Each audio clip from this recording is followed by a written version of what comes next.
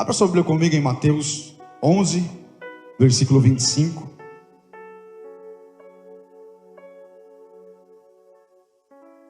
Vamos ler do 25 ao 30. Mas antes de ler, vamos orar. Pai amado, estamos aqui diante do teu altar. Como teu servo, eu me humilho, Senhor, na tua presença. Que o teu Espírito Santo me tome, Senhor, nas tuas mãos e me use como instrumento, Pai, para abençoar a minha vida, Senhor, e a vida dos meus irmãos e irmãs aqui. Toma liberdade, Senhor, nesse culto. Glorifica o teu santo nome. Que o Senhor possa passear com liberdade aqui e envolver os nossos corações em meio à tua glória, à tua santidade. O Senhor é Deus nesse lugar. Senhor Jesus, esse culto é teu, é para ti. Eu te peço, Senhor, glorifica o teu nome e se revela a nós, em nome de Jesus, amém? E amém, aplauda ele, ele é digno. Mateus 11, versículo 25 ao 29, diz assim a palavra de Deus. Naquela ocasião, Jesus disse: eu te louvo, Pai, Senhor dos céus e da terra, porque escondeste essas coisas dos sábios e cultos e as revelaste aos pequeninos. Sim, Pai, pois assim foi do teu agrado. Todas as coisas me foram entregues por meu Pai. Ninguém conhece o Filho a não ser o Pai, e ninguém conhece o Pai a não ser o Filho e aqueles a quem o Filho o quiser revelar. Venham a mim, todos os que estão cansados e sobrecarregados, e eu lhes darei descanso. Tomem sobre vocês o meu jugo e aprendam de mim, pois sou manso e humilde de coração, e vocês encontrarão descanso para suas almas, pois o meu jugo é suave e o meu fardo é leve. Amados, esse texto talvez para muitos seja um dos textos mais lindos da Bíblia. Para mim não é, apesar que eu acho difícil dar esse tipo de julgamento, porque isso depende da proporção da revelação que recebemos do Senhor, amém, amados? Tem textos que às vezes para muita gente não faz sentido, mas Deus te dá uma revelação tão profunda dele mesmo ali, que as coisas mudam, amém? Você entendeu a história, brother? Minha família estava zoada, meu irmão. Na verdade estava todo mundo muito mal ali. Jesus chegou, fez uma reforma. Eu jamais imaginei que eu pregaria o evangelho como eu estou fazendo hoje. Deus teve misericórdia de mim, perdoou os meus pecados e me fez nascer de novo, amém? Glória a Deus. Que a bênção do Senhor esteja sobre a tua vida e sobre a tua casa também, em nome de Jesus, amém? Você crê? A mãozinha aqui fez assim, mano. Graças a Deus, fiquei pesado pelo menino ali, fez Jesus. O que eu estou fazendo aqui? E muitas vezes nós relacionamos esse texto a um texto que fala de descanso, e ele fala, mas se nós tirarmos ele do contexto, ele vai ficar vazio um pouco, ele vai perder muito de tudo aquilo que ele carrega para nós. Eu falo do versículo 28, onde ele está dizendo: venham a mim todos que estão cansados, sobrecarregados, eu lhes darei descanso. Muitas vezes a impressão que dá é que Jesus está nos convidando a nos aproximarmos dele e recebemos descanso, porque a verdade é que a vida nos cansa. A vida nos apresenta tantos desafios, tantas situações que nos surpreendem às vezes, que você não esperava, e aquilo te abala, aquilo te fere, aquilo te desgasta, aquilo te cansa. E quando nós vemos um versículo como esse, isso nos atrai, ele é real. Cristo tem um lugar de descanso para nós, mas o texto não está sozinho, ele está carregado de outras informações, ele está inserido num contexto. Se você observar, ele está falando primeiro de revelação, ele está falando de que o Pai, Senhor dos céus e da terra, escondeu algo de algumas pessoas, escondeu algo, e pessoas que ele relata aqui, ou descreve, ou qualifica como sábios e cultos, mas a revelasse aos pequenos. E ele se alegra por isso, fala que isso também alegrou o Pai. Sim, Pai, foi do teu agrado fazer essas coisas. E aí ele vai falando que todas as coisas foram entregues pelo Pai.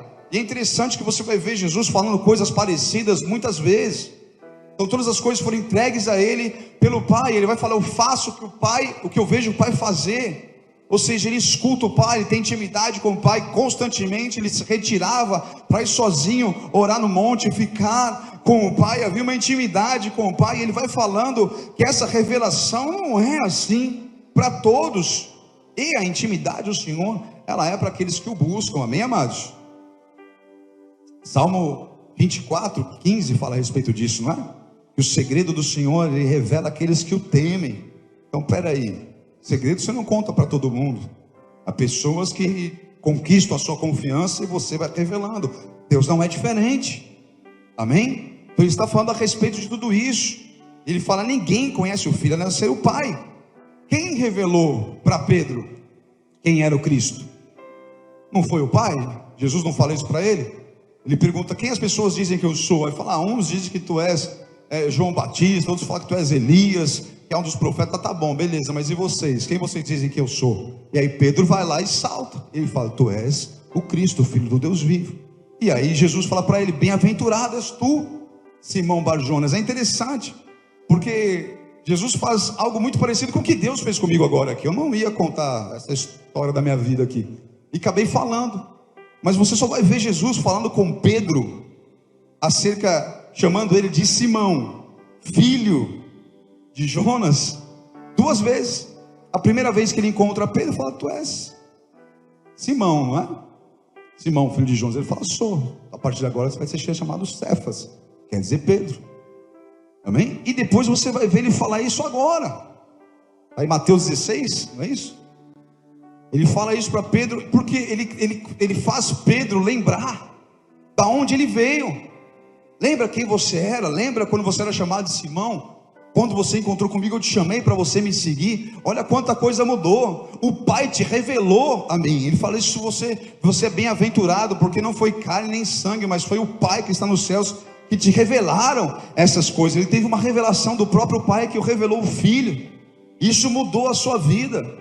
Como é bom a gente lembrar da onde Deus nos tirou, a obra que Ele tem feito, porque isso nos faz ter um coração grato, saber quem nós somos com Ele e quem nós seríamos sem Ele. Muitas vezes nos desespera, amém, amados? Ou seja, nós precisamos dessa revelação. E Ele continua falando, ninguém conhece o Pai a não ser o Filho e aqueles a quem o Filho o quiser revelar. E aí Ele, a partir de agora, Ele começa a nos fazer convites.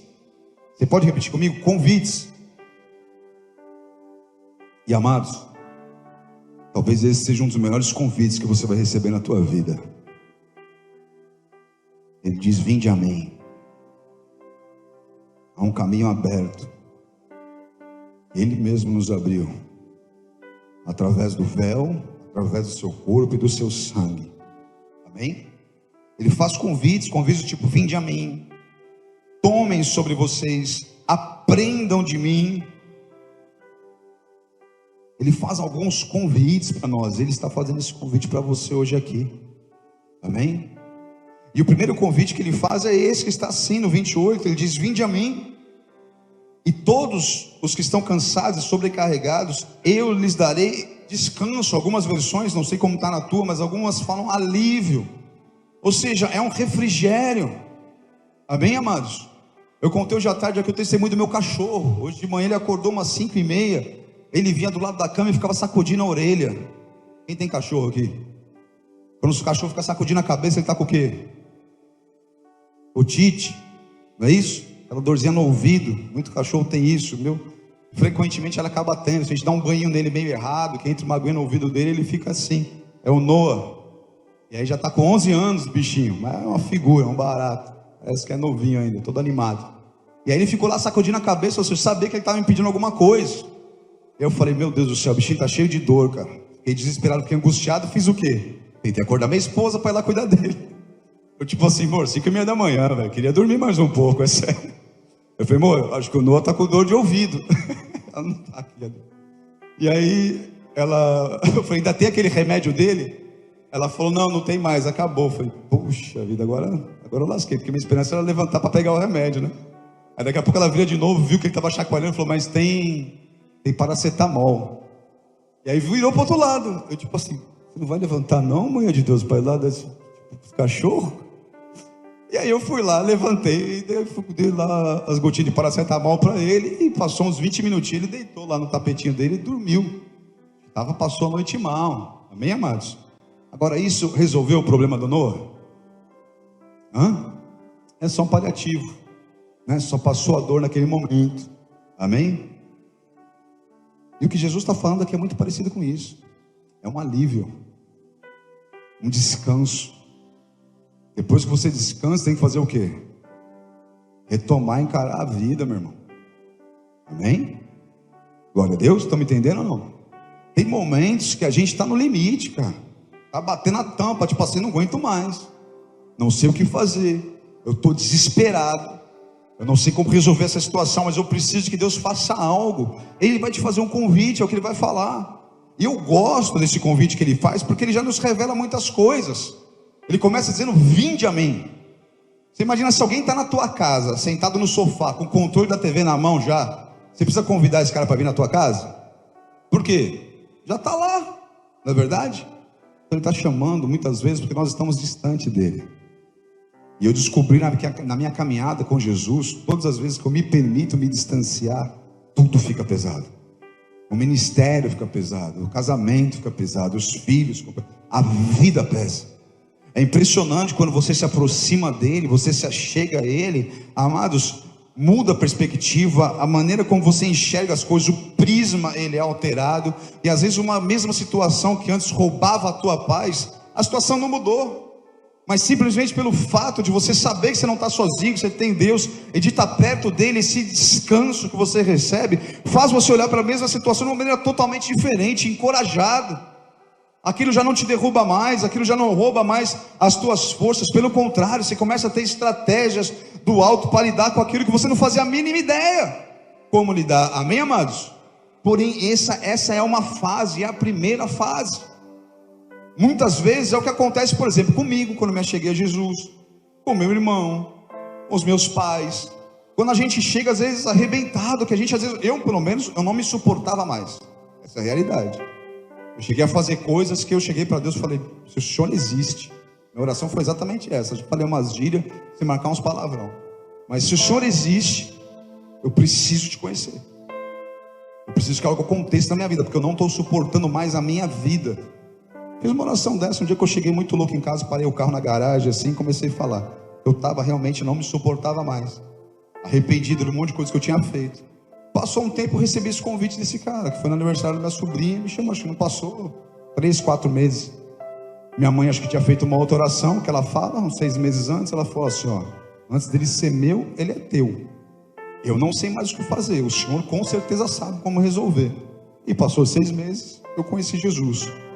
Amém, igreja? Só que eu conheci, eu recebi esse alívio, eu recebi esse descanso. Só que esse é o começo. No versículo 29, Jesus já nos chama a fazer algo. Olha o que Ele vai dizer: tomem sobre vós o meu jugo. Ele deixou você parado no lugar de descanso, sem fazer nada? Ele já está botando um juguinho no teu lombo aí, brother. Amém? E é interessante porque essa palavra jugo, ela tem interpretações também, mas as duas interpretações vão chegar num lugar só. Primeiro, há uma interpretação do que os mestres da lei, os escribas e os fariseus daquela época, eles desenvolviam doutrinas. Tipo assim, no sábado o cara não podia andar até tantos quilômetros de distância do templo, não poderia comer tal coisa, enfim, existiam várias regras, várias doutrinas estabelecidas pelos homens. Esse era um tipo de jugo que muitas vezes pesava. O cara precisava resolver alguma coisa no sábado, não podia ir por causa do jugo. Era algo às vezes que era um pouco opressor. E Jesus está falando: o meu jugo é leve. Mas o jugo também era uma ferramenta usada para dividir a carga. Você colocava 2 animais, você podia fazer isso com boi, com cavalo, com burro, e você colocava aquele jugo no pescoço do animal e colocava outro do lado, ou seja, você dividia, cara. Eu gosto dessa, porque tanto o jugo, a doutrina de Jesus, ela é leve. Amém, amados? Poxa, mas tem que obedecer os mandamentos, porque aquele que me ama. Mas quando você ama, a palavra de Deus ser vivida e praticada é algo leve. Quando há uma paixão pela presença de Deus, o temor a Deus, amados, é um medo de tudo aquilo que te afasta da presença dele. Você está num lugar de comunhão, então é leve. Viver em santidade nunca foi um lugar de privação. As pessoas às vezes falam, poxa, mas andar com Deus, seguir a Bíblia, ter esse lance de santidade, poxa, isso é muito pesado. Peraí, a Bíblia nunca falou que isso era pesado. Nos importa ser santo porque Ele é santo, mas a santidade é um lugar de prazer. Quem fala disso é o Satanás, é o diabo, que pinta como se as pessoas, para andar no Evangelho, não pode isso, não pode aquilo. E olha, essa conversinha do diabo é tão velha, que ela está lá no princípio de tudo, e até hoje cola. Qual foi a conversa da serpente com Eva? Fala a verdade que vocês não podem comer de nenhuma das árvores do jardim? Eva, opa, peraí, foi isso que Deus falou? Pelo contrário, Deus falou, desfrutem. Ele ordenou, desfrutem de todas as árvores do jardim. Só uma não pode, mas o resto eu criei para que você desfrute. E as pessoas até hoje acham que vão chegar no Evangelho e vão, poxa, mas eu não vou poder fazer isso, eu não vou poder fazer aquilo, não posso beber, não posso fumar, não pode ter sexo ilícito. Como é que é isso? Pô, mas sua vida se resumiu nisso? É só isso que virou a tua vida? Então peraí, você está precisando abrir a tua mente, que há algo muito maior do que tudo isso. Há uma alegria muito maior você ajudar um pai de família a sair do alcoolismo do que tomar uma breja. É algo que te realiza, te preenche muito mais. É um poder do alto, amém, amados? Atuando através de nós. E Jesus está falando disso. Um homem, ele é muito mais viril e muito mais homem se ele conseguir, ao invés de sair com uma mulher cada semana, ou sei lá quantas mulheres numa noite. Isso é fácil. Você quer sair com mais mulheres, escolhe menos. Para melhorar a qualidade, você vai ter que reduzir a quantidade. Agora eu quero ver você ter uma, casar com ela, fazer ela verdadeiramente feliz. Isso é desafiador, aí você é macho. Amém? E não é por 1 mês, 2 meses, não é num namoro. Estou falando por uma vida. Estou falando quando você encontra um casal que está casado faz 40 anos e estão felizes. Aí aquele cara, você fala, mano, isso aqui é homem de verdade, precisa aprender com ele. Amém, amados? Essas são as árvores do jardim. Essas são as coisas boas dessa vida. Enfim, tem tudo. Você ter uma família, você realizar aquilo que Deus chamou a realizar. Tantas coisas poderosas. Jesus está falando desse jugo suave. Não é pesado andar em santidade. Desde que você ama a Deus, você quer fazer o que é agradável a Deus, pronto, você começa a ter prazer. O salmista escrevia isso o tempo todo. Ele fala, meu prazer está na lei do Senhor. Nessa palavra eu medito dia e noite. Eu prefiro um dia nos atos do Senhor do que mesmo em qualquer outro lugar. Quando você começa a conhecer verdadeiramente a Deus, isso tudo explode no teu coração. Vocês estão comigo, igreja? Amém? Graças a Deus. Ou seja, Ele te chama ainda assim a carregar um jugo, mas não o seu. Ou seja, não do seu jeito, não da sua maneira, porque assim fica pesado. Todas as vezes que as pessoas começam a fazer o que elas acham, começam a criar maneiras e justificativas, que a gente é craque nisso, né? Para criar uma justificativa, aquilo que você vai achar que é justo, mas para fazer o quê? Para dar uma voltinha na palavra, falar, isso não é bem assim, isso é normal, todo mundo faz. Todo mundo vai para o céu? Todo mundo vai para o céu? A porcentagem dos que vão é maior do que os que ficam? O que a Bíblia diz? Que a porta é estreita, apertado é o caminho, mas leva a salvação. Larga é a porta, né? Fácil o caminho que leva à perdição. Ou seja, é isso. Amém, amados? Mas ele continua ainda no 29. Ou seja, ele fala para você pegar o jugo dele, não o seu. Ele diz, aprendei de mim. Então há um segundo convite. Amém? Você recebe o descanso, mas há um segundo convite feito por Jesus. Fala, agora vem cá, eu tenho algumas coisas para te ensinar. Observa como eu sou, porque aquele que me segue precisa andar como eu andei. Amém? Precisa ser como ele foi. Precisamos nos tornar a sua imagem conforme a sua semelhança. Essa é a chamada. Ele diz, aprendei de mim, pois sou manso e humilde de coração, e vocês encontrarão descanso para as suas almas. Amados, presta atenção que Jesus está usando a palavra descanso de novo.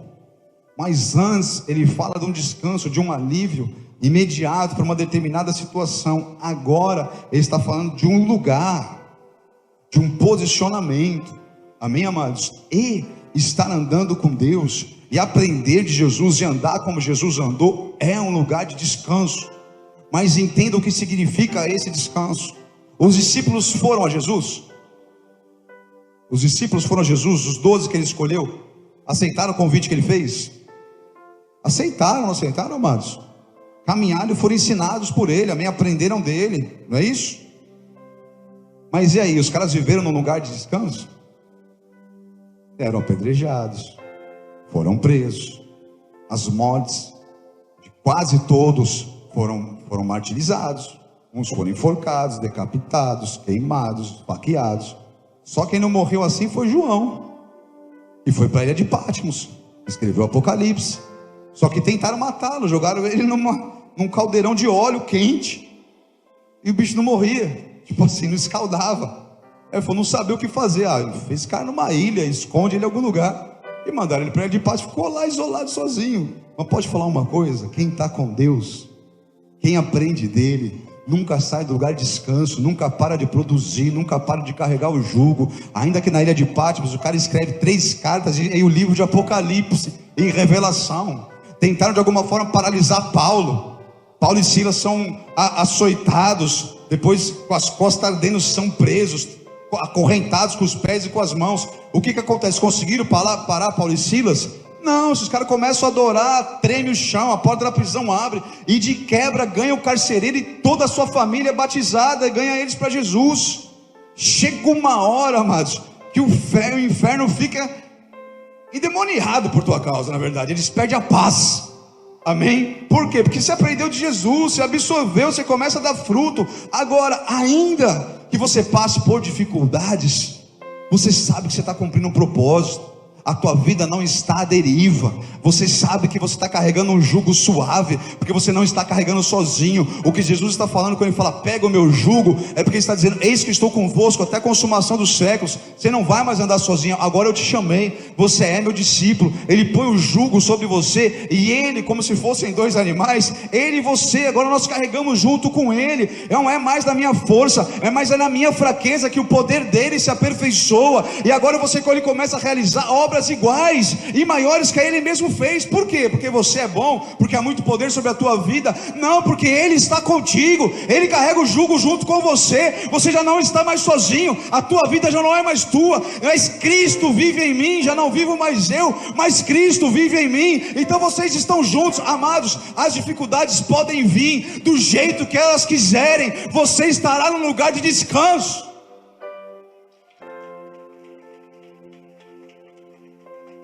Não há aflição, não há angústia. Você passa por aquilo que é natural, com as angústias que tem, com as aflições que tem, mas o teu espírito e a tua alma acharam descanso. Aquele diz, e vocês encontrarão descanso para as vossas almas. O versículo 30 diz, pois o meu jugo é suave e o meu fardo é leve. Ele não vai deixar você parado, filho, amém? Porém, fazer aquilo que Deus te chamou para fazer, acredite, nunca vai ser pesado.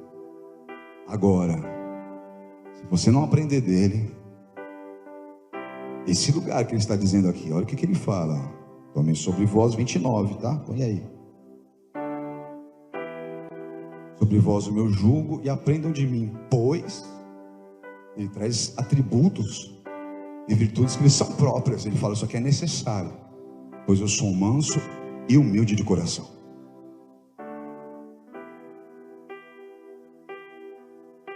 Uma pessoa que se sente ofendida por atitude de outros, é porque ela tem um orgulho muito forte. Essa é a isca de Satanás. É um livro muito bom do John Bevere, se você puder ler, Isca de Satanás. Você só é aprisionado na amargura, no rancor, na raiva de alguém, e aí você fica preso naquilo, porque não tem a humildade que Jesus quer que você tenha. Eu sei que não é fácil, não quero trazer um peso sobre a tua vida, eu quero te chamar a aprender dele, amém? Porque eu tive que aprender. Eu não sei quais são as situações, você pode falar, poxa, mas tem situações difíceis, já me humilharam, já me trapacearam, já me enganaram, já me ofenderam, já me machucaram. Eu tenho as minhas situações. Uma das mais difíceis para mim, enfim, Foi perdoar o cara que matou meu pai, deu um tiro na cabeça do meu pai. Não foi fácil, não foi de uma hora para outra. Mas hoje eu posso encontrar esse cara com toda certeza. Eu consegui, ele me ajudou.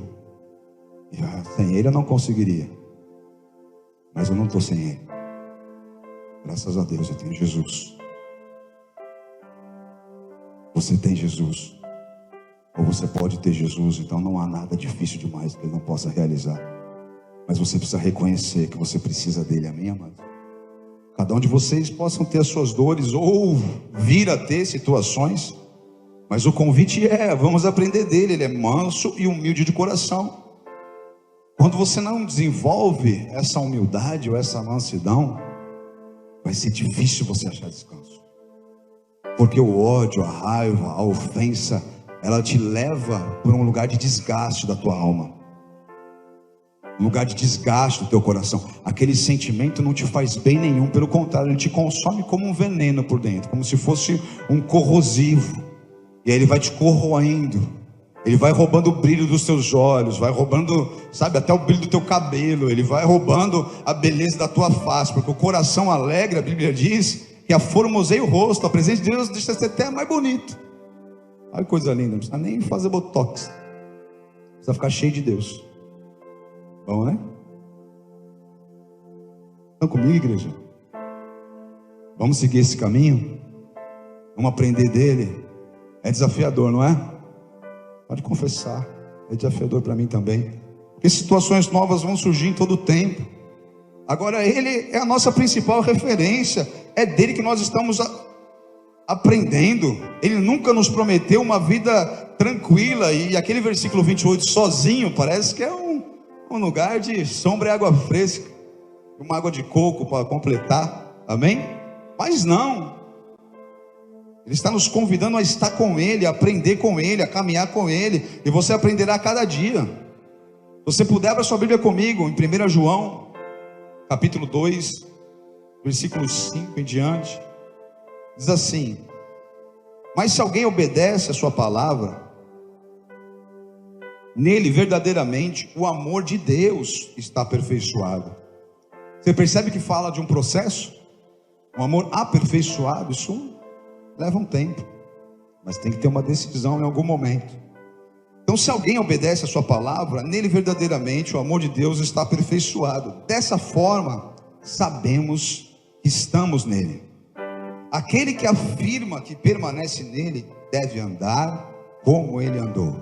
Grava isso. Quem permanece nele, repete comigo, quem permanece nele, ou melhor, se eu permaneço nele, devo andar como ele andou. Glória a Deus, eu continuo. Amados, não lhes escrevo um mandamento novo, mas um mandamento antigo, que vocês têm desde o princípio, a mensagem que ouviram. Ou seja, toda a mensagem dos profetas, dos homens de Deus, que falam de um único propósito, amém, amados? Essa salvação. No entanto, lhes escrevo, aliás, a salvação e a comunhão com Deus, amém? No entanto, lhes escrevo um mandamento novo, o qual é verdadeiro nele e em vocês. Pois as trevas estão se dissipando e já brilha a verdadeira luz. Você pode repetir isso comigo? Pois as trevas já estão se dissipando e já brilha a verdadeira luz. Amados, esse texto é escrito por João, que está lá na ilha de Patmos, o apóstolo João, e ele já começa a anunciar que desde aquele tempo onde Jesus morreu e ressuscitou, e no Evangelho de João, mas é outro João que escreveu, né? E no Evangelho de João, ele fala a respeito, amém, de que ele é a luz do mundo. Aliás, foi o próprio João que escreveu, mas daqui a pouco ele vai falar sobre João Batista ali. E ele fala assim, ele é a luz do mundo, e tudo onde ele está, e quando a luz chega, as trevas são dissipadas. Ele está dizendo que desde aquele tempo, desde aquela hora, as trevas estão se dissipando, e uma luz verdadeira, que é Cristo, que é Jesus, já está brilhando. E amados, isso começou com os 12 discípulos. Isso aumentou com aqueles 120 que ficaram no Pentecostes, e depois se multiplicou para os 3.000 que se batizaram quando Pedro pregou, e depois foi se multiplicando, porque era acrescentado todos os dias mais e mais pessoas à família de Deus. E depois explodiu, porque eles foram perseguidos, e a igreja perseguida, ela cresceu para todos os cantos, ela foi além da Galileia, foi além do Jordão, e agora o evangelho começa a ser dissipado, e chegou até aqui. Nós estamos além mar para eles, e hoje nós estamos aqui adorando, 2000 anos depois. Deixa eu te dizer, as trevas estão se dissipando, pois é chegado o reino dos céus. As trevas estão se dissipando, pois já brilha a verdadeira luz. As trevas estão se dissipando, e já brilha a verdadeira luz. Aleluia! E tem uma coisa que você precisa entender. Eu vejo as pessoas às vezes virem reclamar: pastor, mas depois que eu me batizei, parece que as coisas pioraram. Eu falo: não parece não, piorou mesmo. Depois que eu tentei me posicionar com Deus, agora eu comecei a fazer as coisas para Deus, eu voltei para o ministério. Eu estou falando de alguém que estava desviado, né? Aí o cara voltou e quer se posicionar, mas parece que quanto mais eu faço para Deus, mais dificuldade eu encontro. Não parece não, filho, é bem por aí mesmo. Sabe por quê? Quando vocês resolvem se posicionar, quando uma pessoa começa a chegar a Ele, porque Ele disse: vinde a mim, e agora você começa a tentar pegar o fardo, o jugo de Jesus e aprender dele, o inferno fica desesperado. Ele se assusta com o seu posicionamento. Ele fala: o que vai acontecer se ele se levantar, se ela se posicionar? O que vai ser de mim? Até aqui eu estou conseguindo destruir a vida dele, até aqui eu estou conseguindo acabar com o casamento deles, até aqui eu estou conseguindo acabar com essa família. Eu tenho usado inclusive a vida dele para destruir a vida de outras pessoas, de outros casamentos. Se isso mudar, vai ser um problemão para mim. Você que é a igreja de Jesus, aprende uma coisa: o diabo tem mais medo de você do que você dele. Ele começa a ter um calafrio, e aí depois o estômago dele faz assim, deve ter que sair correndo para ir no banheiro. Quando você resolve colocar os pés na rocha e falar: agora eu vou construir a minha casa aqui, agora Jesus vai ser tudo para mim. Ele fala: estou lascado, porque a Bíblia diz assim: sujeitai-vos pois a Deus, resisti ao diabo e ele fugirá de vós.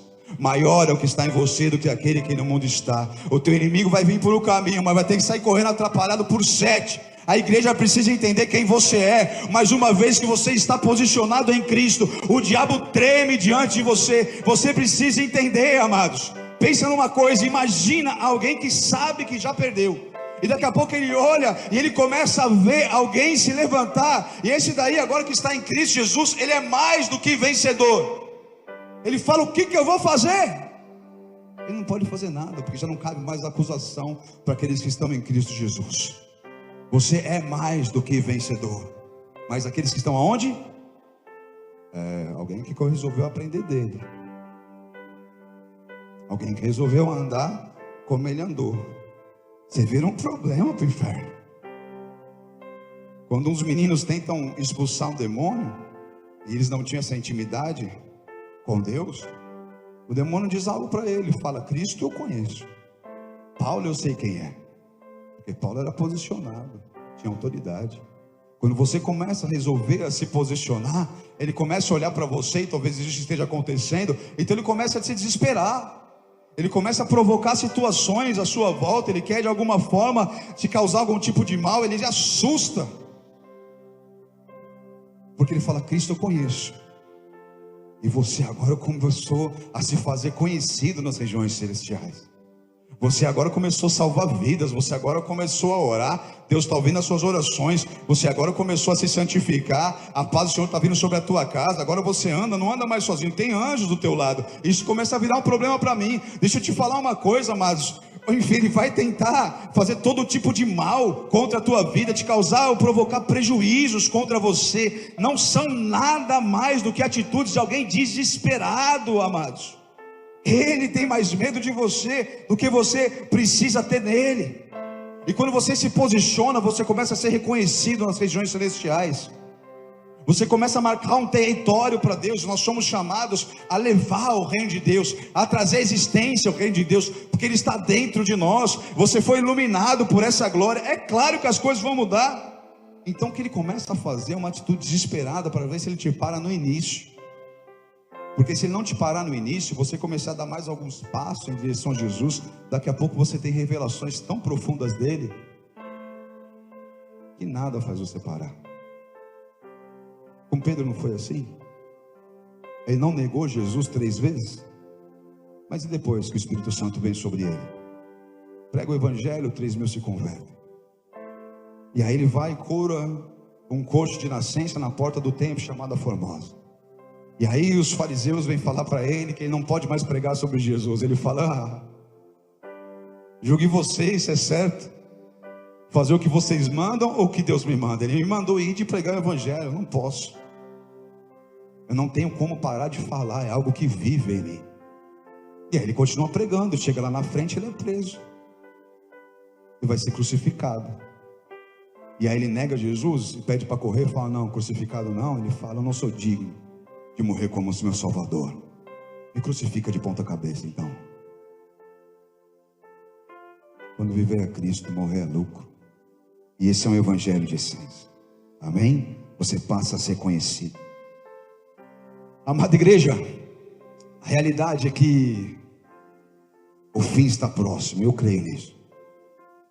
Eu creio que nós estamos prestes a viver um dos dias mais extraordinários de toda a história da humanidade, o qual muitos homens de Deus, profetas, anunciaram e ansiaram em ver. Provavelmente eu e você vamos ver, com todo o cenário instalado hoje no globo.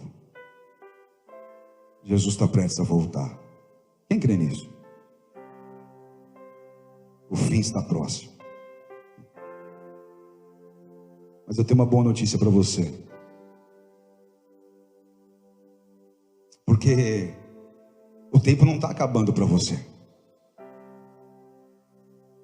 O tempo está acabando para o inferno. A verdade é que o tempo da igreja está prestes a começar. O que vai acabar são esses céus e essa terra. Mas a promessa para mim e para você, amados, é que Ele está preparando as nossas moradas. O que está prestes a conhecer e a saltar diante dos seus olhos é uma Jerusalém adornada que desce dos céus, aonde não há necessidade de sol nem de lua, porque Ele com a sua glória ilumina o seu povo. Ele é o seu Deus e nós somos o seu povo. Estamos com Ele, diante dEle, todo o tempo, durante todo o tempo o adorando. É um lugar que já não há mais choro, nem tristeza, nem dor,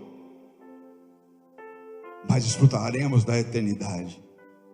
Então não há fim para nós, senão a esperança de um começo extraordinário, o qual nos leva a suportarmos as mazelas, as dificuldades, e a certeza, amados, dessa eternidade faz com que as leves e momentâneas tribulações pareçam algo simples diante do peso da glória, de tudo aquilo que está a nos ser revelado, diante da grandeza de conhecermos a Cristo Jesus. Então quanto mais dele você tem, amados, mais leve. E não importa as tribulações, se vão te enforcar, vão cortar a tua cabeça, ou se você na tua faculdade vai falar de Jesus, todo mundo vai te odiar, não vou olhar na tua cara. O que é isso? Mas se você não souber quem você tem crido, então vai ficar muito pesado, vai ficar muito difícil. Como falar contra o pecado? Mas quando você respira a santidade do Senhor e o adora, quando você entende quem Ele é e quem nós somos. Vou continuar o texto aqui, né? João 2, versículo 9. Quem afirma está na luz, mas odeia seu irmão, continua nas trevas. Mas cuidado com esse engano, porque isso é uma cegueira, amém? Quem ama seu irmão permanece na luz, e nele não há causa de tropeço. Mas quem odeia seu irmão está nas trevas, e anda nas trevas, não sabe para onde vai, porque as trevas o cegaram. Você percebe como esse tipo de sentimento que nós falamos aqui, e eu insisto nisso, porque é um lugar muito perigoso. A lugar onde a tua visão ela fica turva.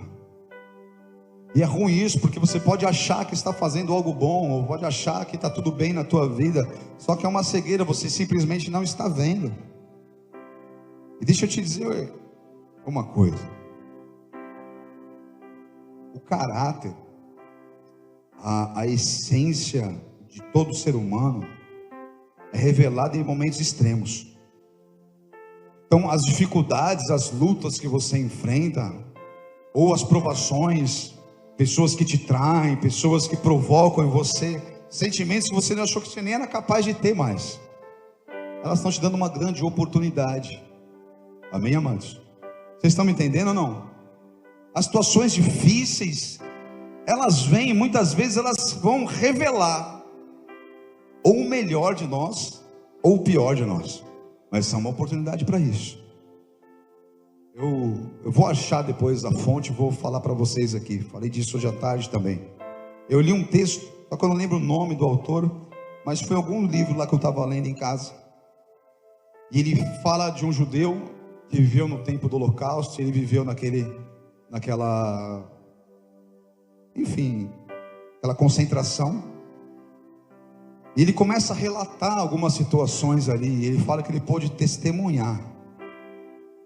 Ele pôde ver homens e mulheres se tornando muito próximos de animais. Pessoas que matavam outras pessoas. Pessoas que deixavam seus desejos mais instintivos, né, do próprio sexo. Então se pervertiam, coisas terríveis aconteciam. Não vou falar mais porque tem crianças aqui, mas vocês podem imaginar. Então ele viu o pior do homem surgir. Mas ele falou: no mesmo lugar, eu vi também o melhor, as virtudes mais belas florescerem nas pessoas mais improváveis. Então ele viu, por exemplo, homens que estavam famintos, magros, cederem sua única porção de comida do dia para outros que estavam adoecidos ou prestes a morrer. Eles aceitavam ficar sem comer para oferecer algo para alguém, já desfalecendo de fome. Viu pessoas passando noites extremamente frias, não tinham roupa suficiente para se aquecerem, mas ainda assim eram capazes de ceder alguma manta que tinham, uma blusa que tinham, para o outro que estava do lado, praticamente sofrendo de hipotermia.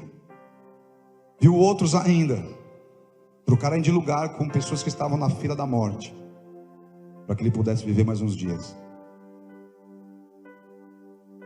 Isso nos ensina, amados, que não são as circunstâncias que vão determinar quem você é, mas são as suas escolhas. Elas vão expor a tua essência. E a cada dia você pode escolher revelar Jesus às pessoas que estão do seu lado, ou você pode revelar a tua própria natureza. Ainda assim serão sempre escolhas. Nós sempre teremos a oportunidade de escolher. E quando nós amamos, a luz do Pai está em nós, Cristo está em nós. O caráter de Jesus também foi revelado no momento das situações mais extremas que ele viveu. Se você puder abrir a sua Bíblia comigo, lá em Mateus 27. Aliás, eu vou começar a ler do 26. Se você quiser me acompanhar, nós vamos juntos, amém? Vamos dar uma olhada nas atitudes, nas ações de Jesus, tanto na crucificação como um pouco antes dela.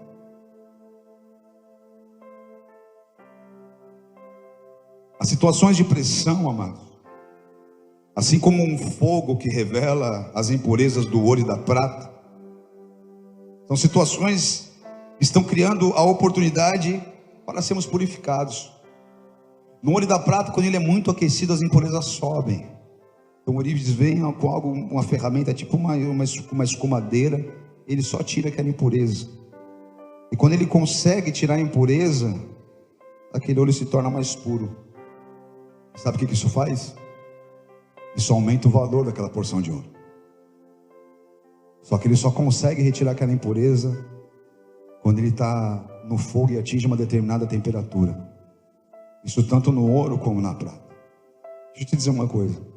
Deus vai proporcionar situações para que você passe pelo fogo dessa forma.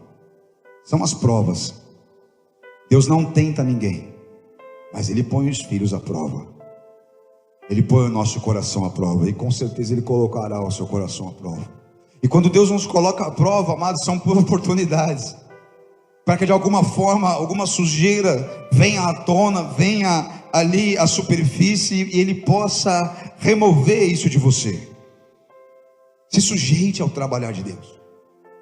Eu sei que muitas vezes vai parecer para você uma injustiça, outras vezes isso vai parecer para você que, não sei, é desumano, não é legal, é um exagero, mas escuta o meu conselho, como teu irmão em Cristo, se sujeite às provações do teu Senhor. Você vai sair melhor do que você entrou. Se você permitir, se você convidar o Senhor a estar com você naquela provação, você sai melhor do que você entrou. Isso aumenta o teu valor, isso te qualifica como filho, isso muda muda a tua essência, muda quem você é. Quem aqui consegue olhar para trás, desde quando você conheceu Jesus, e reconhecer que você já não é mais a mesma pessoa? Amém, amados? Só que isso não parou aqui, ele vai continuar trabalhando, porque o alvo é a estatura do varão perfeito, Cristo. Amém? Então essas situações de tensão, tribulação, são oportunidades para isso, para que Jesus possa se manifestar em nós. Então vamos dar uma olhadinha naquilo que o próprio Jesus passou. Mateus 26, versículo 65 ao 68, fala de uma injustiça, de uma maldade, mas diz assim, vamos lá o texto. Foi quando o sumo sacerdote rasgou as próprias vestes e disse: blasfemou. Estão tentando aqui encontrar alguma acusação em Jesus. Se você depois quiser na tua casa voltar ao texto, você vai ver que eles querem usar testemunhas falsas, mas eles têm dificuldade até de chamar pessoas para falar, e aí aparece duas que falam acerca de que ele disse que destruiria o templo e reconstruiria em 3 dias, e estão ali tentando fazer algo assim. Enfim, e aí ele fala: por que precisamos de mais testemunhas? Vocês acabaram de ouvir a blasfêmia, que acham? Aí responderam: é réu de morte, responderam eles. E alguns lhe cuspiram no rosto, lhe deram murros, outros lhe davam tapas e diziam: profetize-nos, profetize-nos, Cristo, quem foi que lhe bateu? Amados, olha a tamanha injustiça que Jesus está sofrendo aqui. E deixa eu te dar um detalhe, eu não separei o texto, mas pega aí em Mateus 26, volta no versículo 53, se eu não me engano, porque aqui quando Pedro, ele puxa a espada, ele corta a olheira do servo do sacerdote Malco, e aí Jesus manda ele parar, e ele fala assim: mas Jesus permaneceu em silêncio. Não, é 53, você colocou 63, 53. Aí ele vira para Pedro e fala: você acha que eu não posso pedir a meu Pai, e Ele não colocaria imediatamente à minha disposição mais de 12 legiões de anjos? Amados, uma legião de anjos tem mais de 1000 anjos. Um anjo, quando Jesus é crucificado, um anjo vai lá rolar a pedra, 16 soldados fingem de morto, que estavam assustados. Imagina 12 mil. Tem traduções que não está nem legião, né? Está milícias, né? 12 milícias de anjos. O que eu quero? Por que eu trouxe esse versículo? Para você entender que a hora que Jesus quisesse sair dessa situação, ele saía. Ele falava: pai, chama a gangue aí, estou cansado. Ele podia sair a hora que ele quisesse. E os caras estavam cuspindo nele, batendo nele, amém? Sofrendo essa injustiça. Talvez você já tenha passado por injustiça, tenha sofrido coisas que você não deveria sofrer. Deixa Jesus extrair o melhor de você. Deixa Ele ser a tua justiça. Você não precisa da justiça dos homens. Você tem a justiça dos céus. Essa daqui vai passar e é trapo de imundícia. Deixa Deus julgar a tua causa. Amém, amados? A próxima passagem fala do abandono, da deslealdade. Pedro, um pouco antes, não vou ficar voltando toda hora, senão a gente se alonga muito, quero terminar. Mas Pedro, instantes antes, quando Jesus fala que vai para a cruz, ele fala: de maneira nenhuma, eu estou pronto a morrer pelo Senhor, não vou deixar o Senhor ir para a cruz. Jesus até repreende ele, né? Fala: para trás de mim, Satanás. Mas vamos lá. Pedro estava sentado no pátio, e uma criada daquele, Jesus já está preso, eles já estão arrastando Jesus, tá? Já tinha apanhado, como vocês ouviram. E uma criada no pátio aproximou-se dele e disse: você também estava com Jesus, o Galileu. Mas ele o negou diante de todos, dizendo: não sei do que você está falando. Eu vou pular a segunda negação de Pedro, vou para a terceira, tá? Porque essa é bem interessante, está lá em Lucas 22, versículo 59. Cerca de uma hora mais tarde, outro afirmou: certamente esse homem estava com ele, pois é Galileu. Pedro respondeu: homem, não sei do que você está falando. Falava ele ainda quando o galo cantou. O Senhor voltou-se e olhou diretamente para Pedro. Você imagina Jesus já sangrando, naquela condição de humilhação. Mas na hora que ele escuta o galo cantar também, ele vira e dá um olho. Meu Jesus amado, olha diretamente para Pedro. Então Pedro se lembrou da palavra que o Senhor tinha dito: antes que o galo cante, ainda hoje você me negará 3 vezes. Saindo dali, chorou amargamente. Pedro, os homens que estavam detendo Jesus começaram a zombar dele e a bater nele. Cobriam seus olhos e perguntavam: profetize, quem foi que lhe bateu? Você imagina essa cena? Um cobria os olhos de Jesus e o outro dava em Jesus. E aí provocavam ele: fala aí, quem foi que te bateu? Você não é o rei dos judeus? Você não é profeta? E ele calado. Acho que até os 12 mil anjos queriam descer, né? Para fazer alguma coisa. Jesus amado. E aí, amados, quando o povo teve a oportunidade de poder fazer alguma coisa por Jesus, eles poderiam libertá-lo. Eles tinham a chance. Porque esse era o costume, e como era a Páscoa, Pilatos, o governador, ele soltava um preso.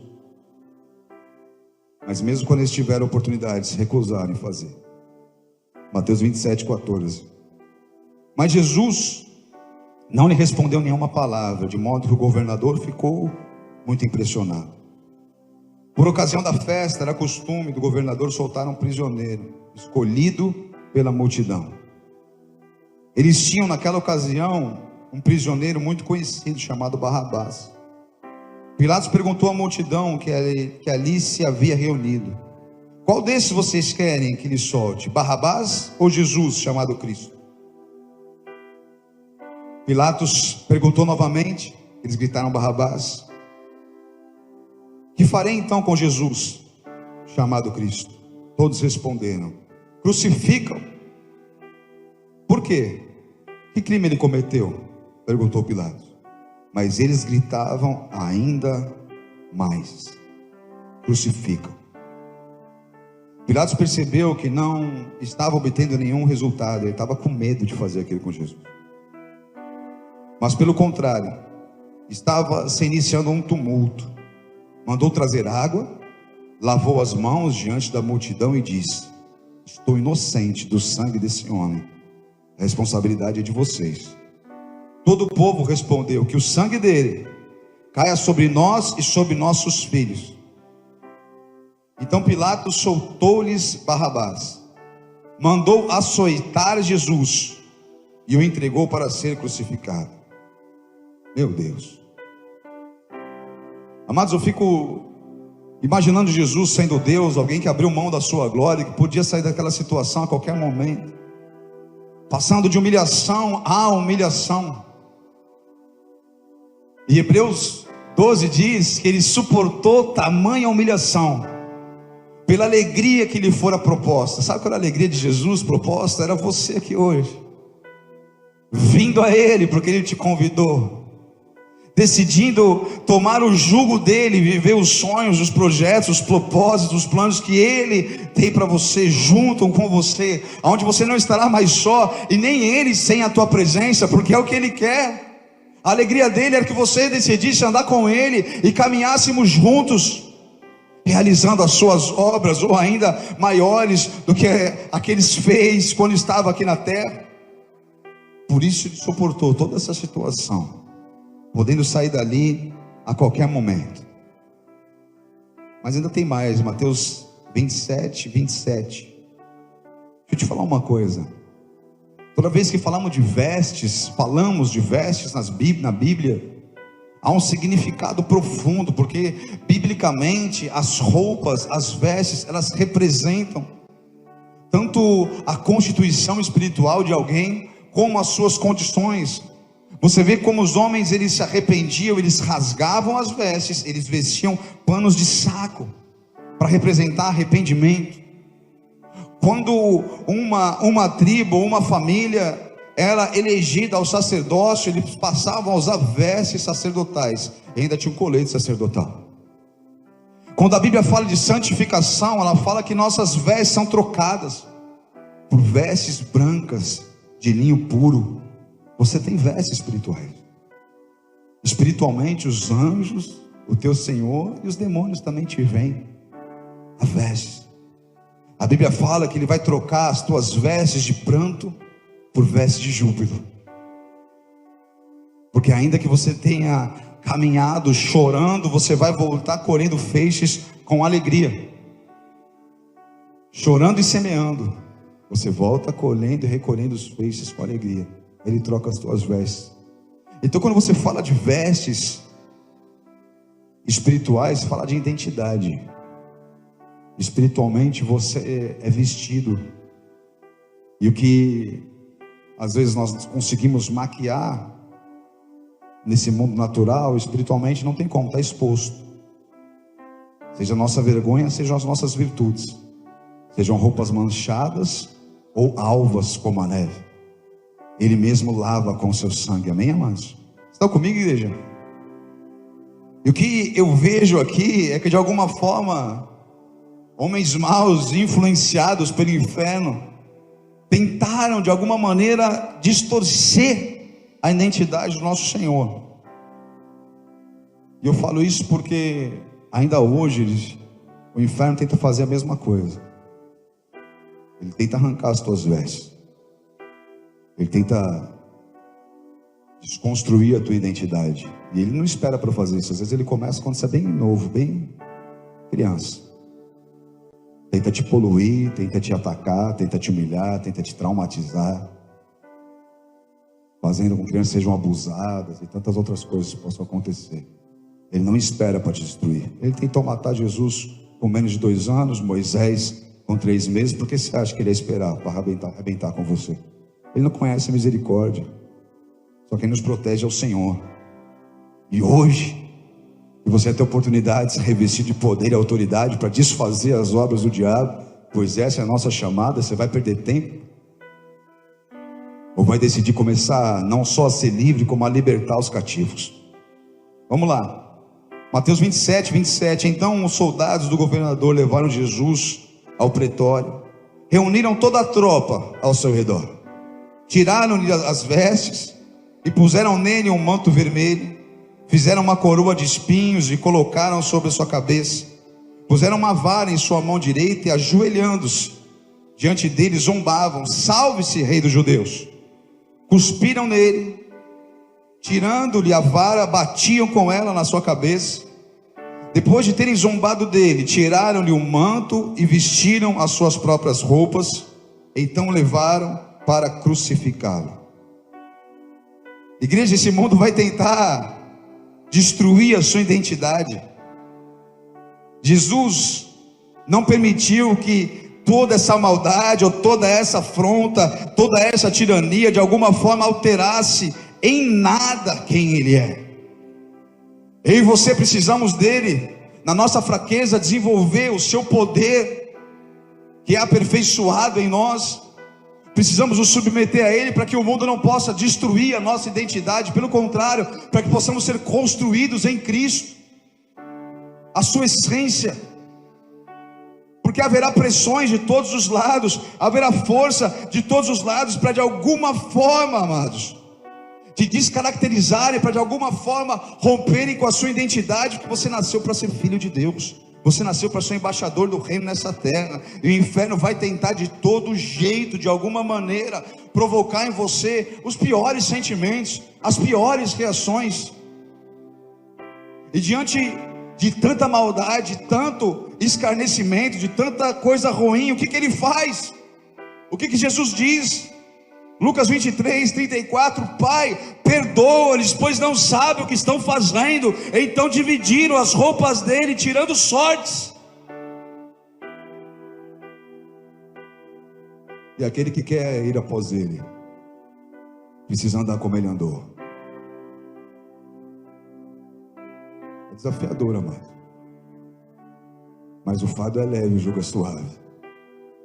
E você sempre fará suas escolhas, porque Ele nos aconselha a pagar o mal com o bem. Existirá força de todos os lados, te forçando ou a agir como alguém que se ofende, ou a abandonar a sua cruz. Quer mais um pouquinho? Mateus 27, 39. Os que passavam lançavam-lhe insultos, balançando a cabeça e dizendo: você que destrói o templo e o reedifica em 3 dias, salve-se, desça da cruz, se é filho de Deus. Da mesma forma, os chefes dos sacerdotes, os mestres da lei e os líderes religiosos zombavam dele, dizendo: salvou os outros, mas é incapaz de salvar a si mesmo? E é o rei de Israel? Desça agora da cruz e creremos nele.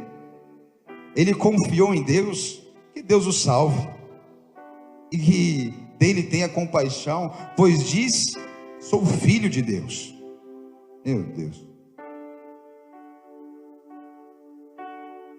Como foi que Jesus falou para nós?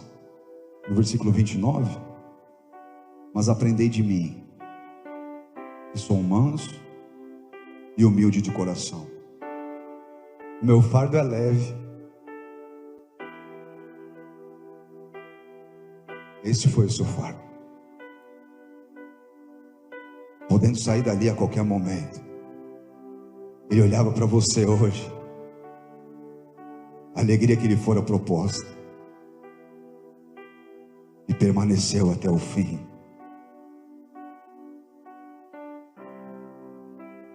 Jesus, nome sobre todo nome, Rei dos reis e Senhor dos senhores, incomparável, santo e majestoso. Vinde a mim, vós que estáis cansados e sobrecarregados, eu vos darei alívio. Tomem sobre vós o meu jugo, é suave, meu fardo é leve. Aprendei de mim, que sou manso e humilde de coração. E Jesus olhava para esses homens e clamava que o Pai perdoasse os pecados deles. Como é que você reage quando alguém te ofende?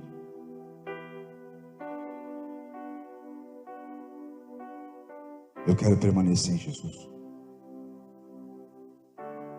Eu não estou dizendo que eu sou capaz de ter essa mesma ação, mas eu sei que há um caminho para chegarmos aqui. Na verdade, só há um caminho. Só Ele. Só através dele. E olha as agulhadas de Satanás. Salvou os outros, mas não é capaz de salvar a si mesmo. Desça agora da cruz. Haverão forças que irão te empurrar para fora do propósito, amados. Pressões e vozes que vão falar para você desistir do ministério, abandonar o propósito. Desce da cruz. Você fez tanto pelos outros, mas e você? E a tua vida? E os teus sonhos? E as tuas conquistas? Você não é o filho de Deus? Que Deus tenha compaixão de você, que Ele venha. E cadê Ele? Essa é a hora que você precisa responder. Nem só de pão viverá um homem, mas de toda boa palavra que sai da boca do Senhor. Só o Senhor, o seu Deus, adorará, somente a Ele prestará culto. Não se prostre diante das chantagens e das ofertas desse mundo, porque o que Ele te propõe é um reino eterno, amados. Vocês estão comigo?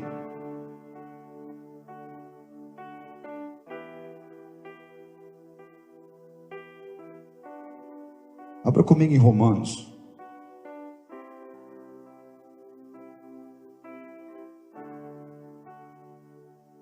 Romanos 8. É que o texto veio agora, eu vou achar o versículo onde está aí. Romanos 8, 35.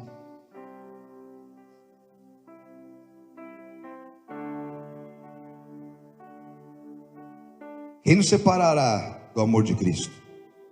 Será a tribulação, a angústia, ou a perseguição, ou a fome, ou a nudez, ou o perigo, ou a espada?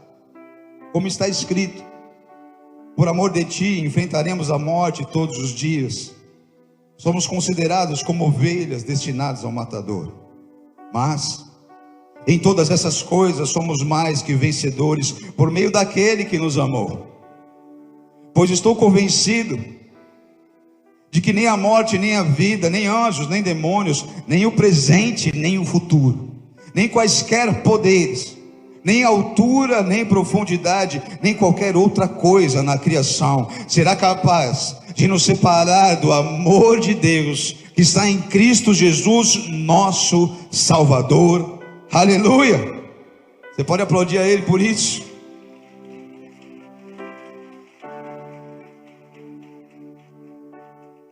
Colossenses 1, versículo 27. Aliás, vou ler do 26. Paulo escrevendo, vou ler do 25, amém? Olha o que ele declara: dela me tornei ministro, de acordo com a responsabilidade por Deus a mim atribuída, de apresentar-lhes plenamente a palavra de Deus, o mistério que esteve oculto durante épocas e gerações. Presta atenção, um mistério que esteve escondido durante muito tempo, durante muitas gerações, amém? Mas que agora foi manifesto aos seus santos. Quem são os santos? Aqueles que são separados, aqueles que conheceram Jesus, aqueles que nasceram de novo. Agora você está no mundo, mas já não pertence mais a Ele, amém? Santos. A Ele quis Deus dar a conhecer entre os gentios a gloriosa riqueza desse mistério, que é Cristo em vós, a esperança da glória. Nós o proclamamos, advertindo e ensinando a cada um com toda a sabedoria, para que apresentemos todo homem perfeito em Cristo. Para isso eu me esforço, lutando conforme a sua força, que atua poderosamente em mim. Feche os teus olhos. É um mistério que esteve oculto em épocas passadas, mas hoje nós somos privilegiados de ter a revelação dessa verdade. Cristo em você é a esperança. Cristo em você é a esperança da glória. Cristo em você é tudo o que você precisa para ter a transformação, para ter a cura, para ter, enfim, todas as necessidades daquilo que está nele, pois Ele é aquele que preenche todas as coisas. Cristo em você é o teu lugar de descanso. E nessa noite, mais uma vez, Ele faz um convite para que você, através da revelação de quem Ele é, responda esse convite com desejo de conhecê-lo, quando Ele diz: vinde a mim, vinde a mim. Vós que estáis cansados e sobrecarregados. Eu não sei como você entrou por essas portas hoje aqui, mas talvez a tua realidade, as tuas dificuldades, elas têm deixado você sobrecarregado, chegando a uma situação que pesa nos ombros. Talvez o teu grito seja: eu não aguento mais. Quando você me escuta dizer vinde a mim, vós estáis cansados e sobrecarregados, você se identifica na hora. Esse sou eu, essa sou eu. Eu preciso desse descanso. O convite é para você: vinde a mim, e vai te dar alívio. Mas Ele também fará muito mais do que isso. Ele vai aumentar o teu valor, Ele vai te purificar, Ele vai te santificar, Ele vai te fazer tão lindo e tão linda. Ele vai te dar vestes celestiais.